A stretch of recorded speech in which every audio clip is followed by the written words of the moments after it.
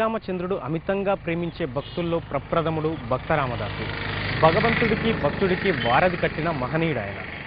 చేయని నేరానికి చెరసాల పాలైన భక్త రామదాసు అలియాస్ కంచర్ల గోపన్న వారసత్వంపై ఇవాల్టి వారసులెక్కడ. నన్ను బ్రోవమని చెప్పవే సీతమ్మ తల్లి, నన్ను బ్రోవమని చెప్పవే అంటూ తానిషా ప్రభువు పెట్టే బాధలకు తాళలేక భక్త రామదాసు పెట్టుకునే మొర ప్రతి తెలుగు నాలికకు పరిచయమే. నన్ను బ్రోవమని చెప్పవే సీతమ్మ తల్లి, నన్ను బ్రోవమని చెప్పవే.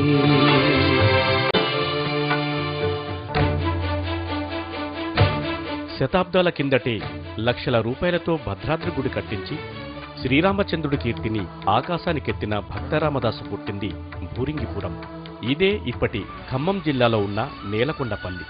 మాఘశుద్ధ తదియ క్రీస్తు శకం 1620లో కంచర్ల లింగన మంత్రి కామాంబ పుణ్య దంపతులకు శ్రీ రాజగోపాల స్వామివారి వరప్రసాదంగా జన్మించిన మహనీయుడు కంచర్ల గోపన్న.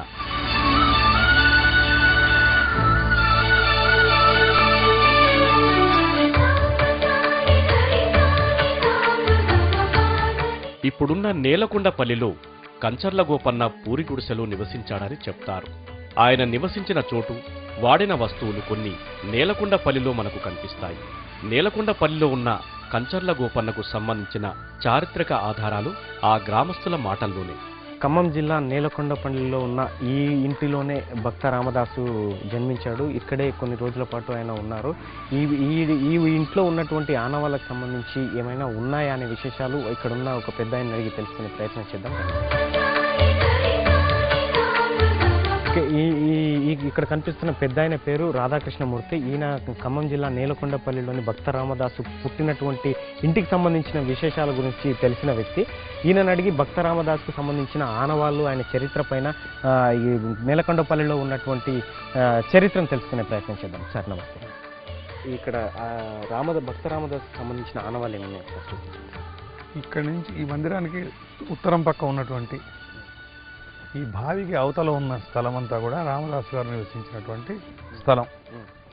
రామదాసు గారు తన యొక్క ఇంటిని జొన్నాపట్ల సీతారామయ్య గారికి దానం చేశారు. ఆ సందర్భంగా వారు రాసినటువంటి దానపత్రంలో అక్కడ కనబడేటువంటి ఆ మహామాయి స్తంభం, ఈ బావి, వీటికి అటు పక్క ఉన్నటువంటి మహామాయి స్తంభం, అది రాతి స్తంభం, ఈ బావికి అటువైపు ఉన్నటువంటి స్థలాన్ని తన సొంత స్థలంగా గుర్తిస్తూ దీనిని మన జొన్నాపట్ల సీతారామయ్యకి దానం చేశాను.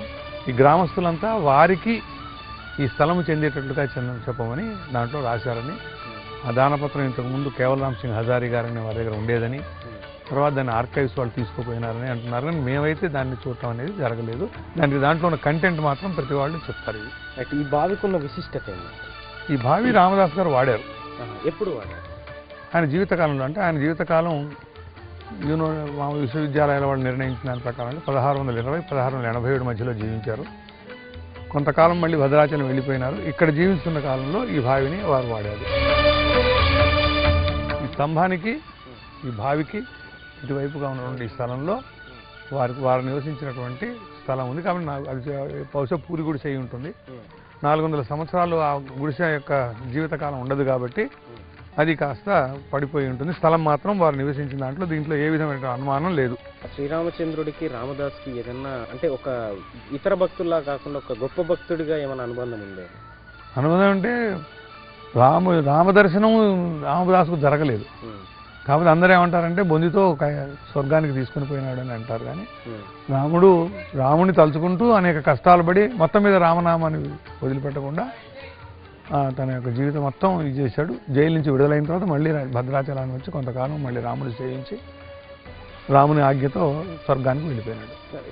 నేలకొండపల్లిలో భక్త రామదాసుకు సంబంధించిన వారసులు ఎవరైనా ఉన్నారు? లేదు.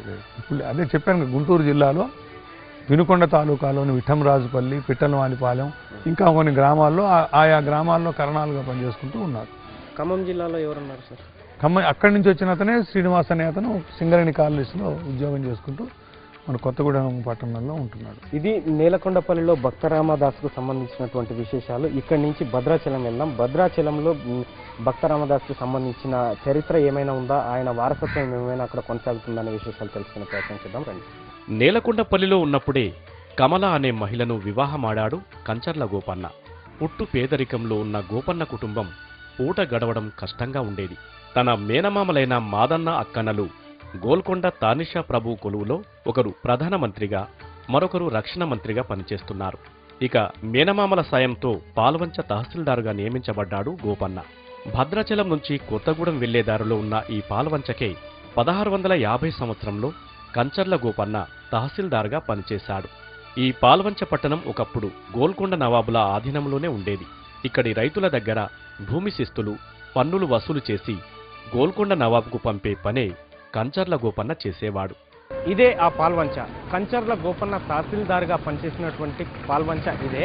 ఇది భద్రాచలం నుంచి కొత్తగూడెం వెళ్తుంటే మధ్యలో ఉంటుంది. ఇక్కడ ఈ ప్రాంతం అంతా ఒకప్పుడు గోల్కొండ తానిషా ప్రభు ఆధీనంలో ఉండేది. గోల్కొండ తానిషా ప్రభు దగ్గర మాదన్న రికమెండేషన్తో ఉద్యోగాన్ని సంపాదించిన కంచర్ల గోపన్న ఈ పాల్వంచ పరగణ ప్రాంతానికి తహసీల్దార్గా పనిచేశారు. అయితే ఈ పాల్వంచలో ఆయనకు సంబంధించిన వారసులు ఎవరూ లేరు. ఇక్కడి నుంచి కొంతమంది వారసులు ఇప్పుడు కొత్తగూడెంలో ఉన్నట్టు మనకు తెలుస్తుంది. కొత్తగూడెంలో ఉన్న వారసులను కలుసుకునే ప్రయత్నం చేద్దాం రండి.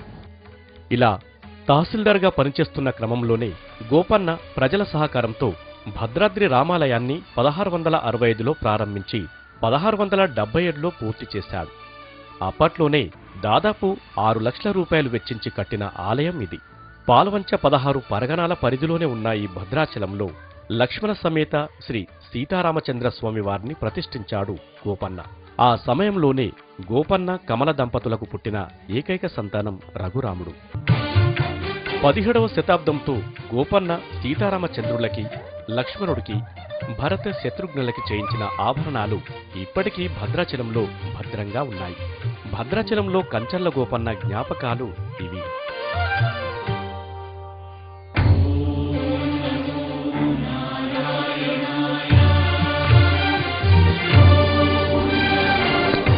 భక్తరామదాసు సీతారామచంద్ర స్వామి వారికి చేయించిన ఆభరణాల వివరాలు. అలాగండి. మనకి రామదాసు గారు మనకి ఈ ఆలయ నిర్మాణం చేసిన సమయంలో ఈ ఆలయం మొత్తం కూడా ప్రాకారాలు, అంతేకాకుండా భగవంతుడికి అంటే రామచంద్రమూర్తికి, సీతామ్మవారికి, భరతుడికి, శత్రుఘ్నుడికి ఆభరణాలు చేసి ఉన్నారు.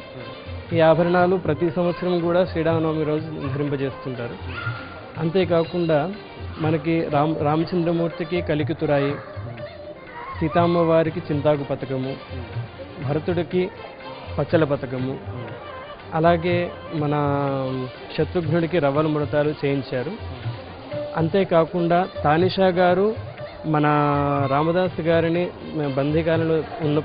బందీకాన చేసినప్పుడు రామోజీ లక్ష్మోజీ రూపంలో రామచంద్రమూర్తి, లక్ష్మణస్వామి వచ్చి 6 లక్షల నాణ్యాలని, అంటే రామమాడలో అంటారు వాటిని, 6 లక్షల నాణ్యాలని తానిషా గారికి సమర్పణ చేసి మన వీరిని, మన రామదాసు చెరసాలలో ఉన్నటువంటి రామదాసు గారిని విడిపించారని మనకి పెద్దలు, మన పురాణాల ప్రకారంగా తెలుస్తుంది.